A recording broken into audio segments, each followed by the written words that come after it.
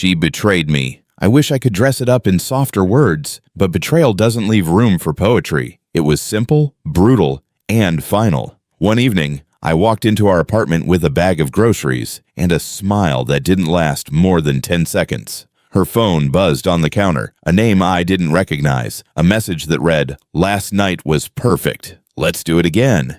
The air left the room. When she walked in and saw me holding the phone, there was no denial, just a shrug and the words, "I'm sorry.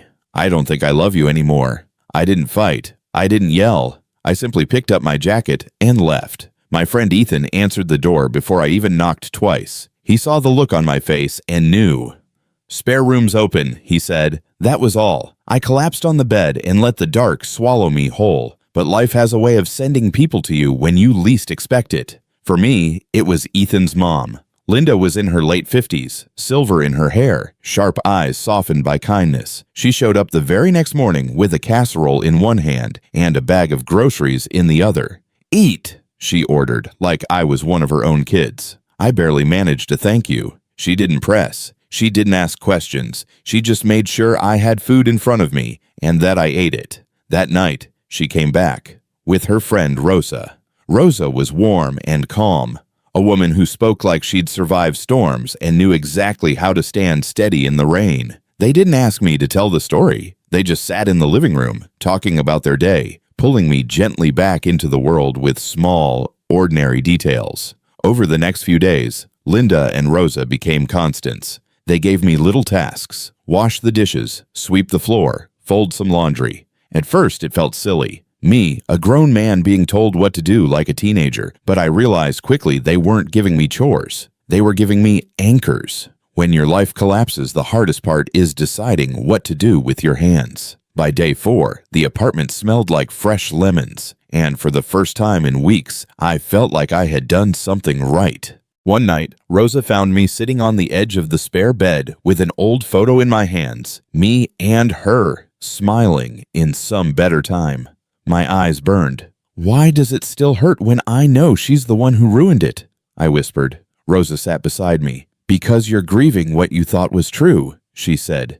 "Grief isn't logical, but it passes." Those words didn't erase the pain, but they gave it shape. It wasn't a monster anymore. It was grief, something with a beginning and an end. Linda invited me to her house the following evening. She put me to work in her kitchen, teaching me how to make garlic lemon chicken. She handed me a knife, showed me how to cut onions, and kept the music low while she hummed along. Rosa arrived later with a salad and ginger ale. We ate at her small table, and for the first time since everything fell apart, I laughed, really laughed. That night, I slept without waking up at 3 a.m., staring at the ceiling. That was progress. The weeks started taking shape. Ethan got me out for jogs in the morning. Linda stopped by with groceries and recipes. Rosa checked in every other day, sometimes bringing her old pottery projects as metaphors. One day, she handed me a slightly crooked bowl and said, "Not perfect, but useful."